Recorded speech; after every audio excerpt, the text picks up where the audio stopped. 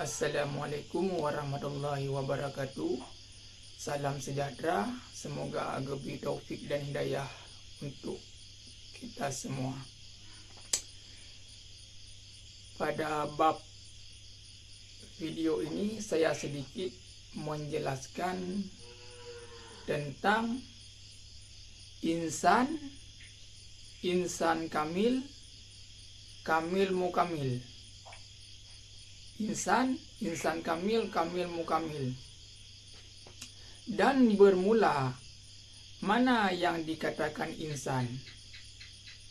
Bermakna yang dikatakan insan, dia masih bayi. Seperti contoh bayi di dalam rahim. Ini dia insan. Dia belum sempurna, belum insan kamil, dia masih insan.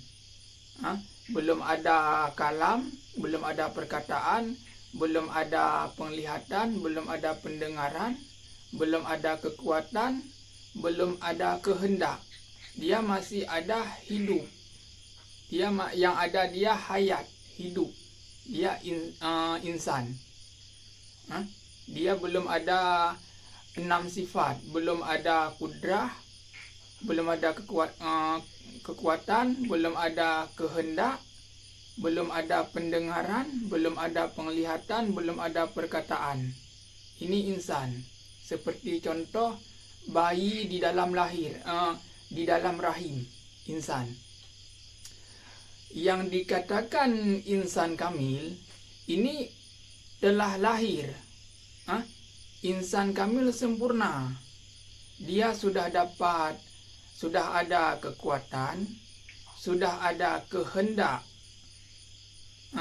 sudah ada pendengaran, sudah ada penglihatan, sudah ada perkataan. Insan kamil bermakna sempurna. Insan kamil, insan yang sempurna. Kalau ketika telah insan kamil, telah sempurna, sudah ada semua, yang satu lagi kamil mukamil. Jadi kamil mukamil dia ini akhlak yang lahir dari insan kamil. Jadi akhlak yang lahir dari insan kamil dia kamil mukamil. Yang dikandung oleh kamil mukamil sidik, amanah, tabligh, fatanah. Ini yang dikandung oleh kamil mukamil. Dia hakikat insan. Kamil mukamil ini dia membawa sidik, amanah, tabligh, fatanah. Kalau dahulu sidik, amanah, tabligh, fatanah ini makam nabi dan rasul. Tetapi sekarang tidak dikatakan lagi nabi, tidak dikatakan lagi rasul, karena khataman nabiyyi wa khatama rasulah. Ditutup pangkat kenabian, pangkat kerasulan. Jadi pada makam nabi sekarang diganti oleh aulia. Diganti oleh wali untuk meneruskan, untuk memperkokoh ini tadi ilmu al ulama'u warisatul anbiya. Bermakna semua pengetahuan.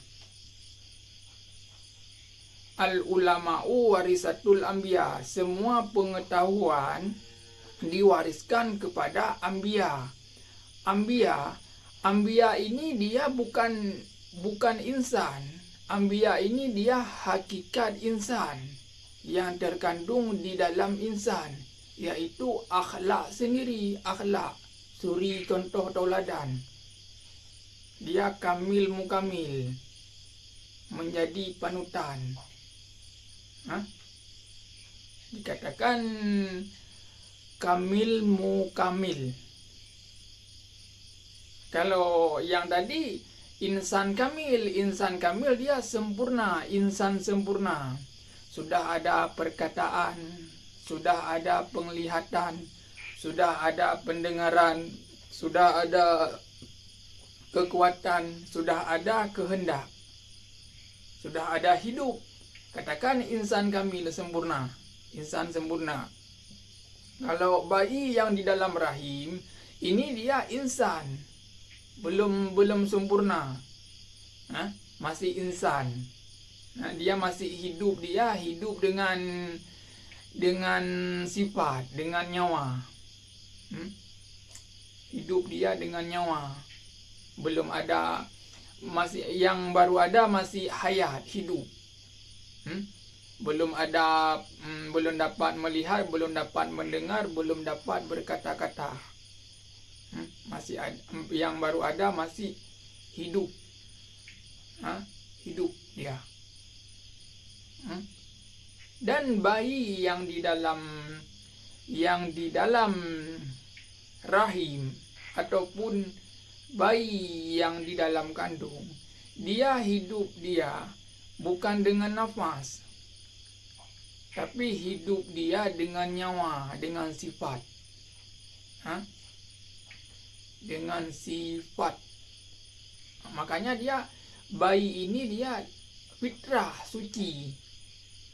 Karena dia belum lahir kalam, belum lahir penglihatan, belum lahir pendengaran, fitrah, suci.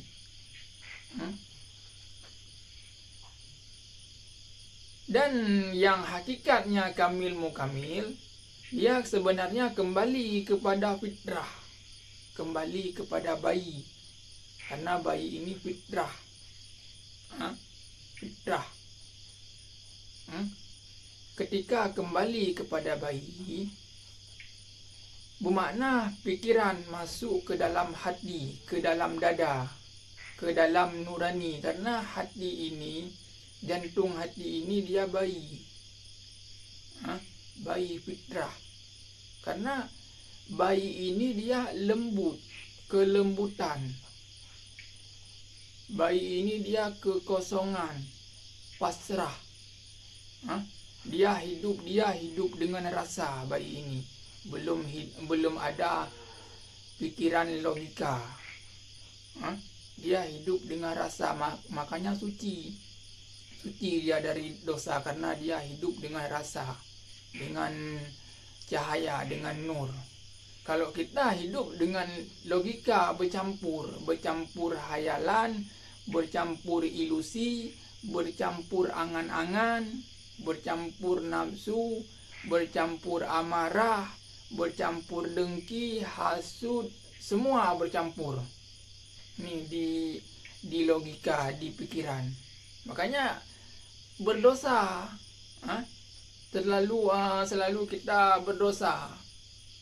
Jadi hakikat sebenarnya taubat ini dia kembali kepada bayi, kembali kepada nurani, taubat. Taubat nasuha.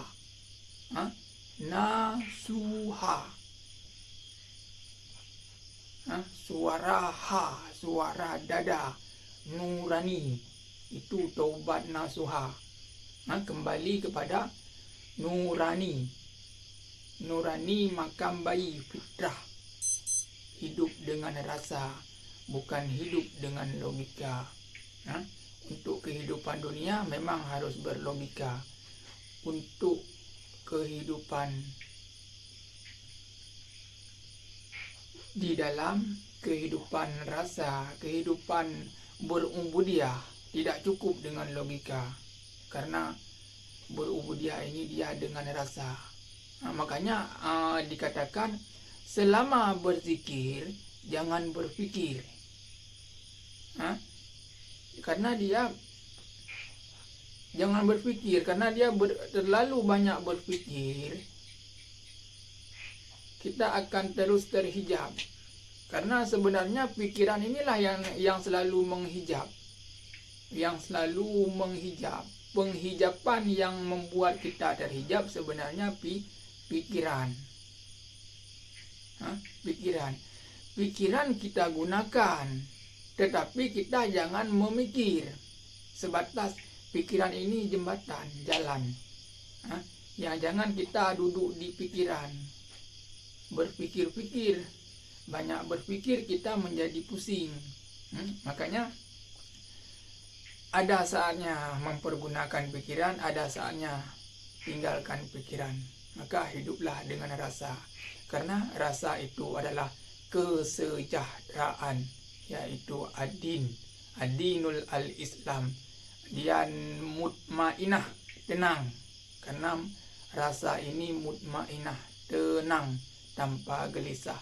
Maka kembalilah, wahai jiwa-jiwa yang tenang, kembalilah engkau kepada Tuhanmu dengan hati yang ridha serta diridai.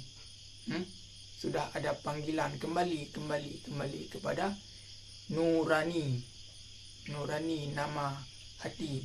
Karena kiblat Islam, kiblat kita yang sebenarnya kalbun mukminin baitullah. Ini kiblat kita. Jangan berkiblat kepada pikiran. Jadi apapun problem, apapun masalah, kita mesti berkiblat kepada hati. Kalbun mukminin baitullah. Berarti hati ini kiblat rujukan kita. Jangan kita berkiblat kepada pikiran. Karena pikiran ini dia simbolik dia api, nar, panas. Maka kita jangan bersimbolik pada api. Akal ini api, panas, cepat panas.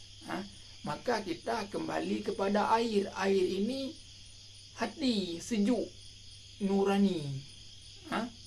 Jadi kalau kita selalu berlogika pada akal, lama-kelamaan air yang di sini pun menjadi panas, meluap. Jadi menjadi emosi. Jadi yang seharusnya air yang di dalam sini, di dalam nurani, ditumpahkan keluar sehingga jadi dingin. Kepala pun dingin, tidak susah, tidak pusing. Karena nurani ini simbolik air, air kehidupan. Itulah nurani, ainul hayat, ma'ul hayat, nurani. Kalbun mukminin baitullah. Kembalilah kepada kiblat yang sebenar-benar kiblat, yaitu kalbun mukminin baitullah. Pada video ini, pada bab ini mungkin ini saja yang dapat saya sampaikan. Lebih dan kurang wabillahi taufik wal hidayah. Assalamualaikum warahmatullahi wabarakatuh.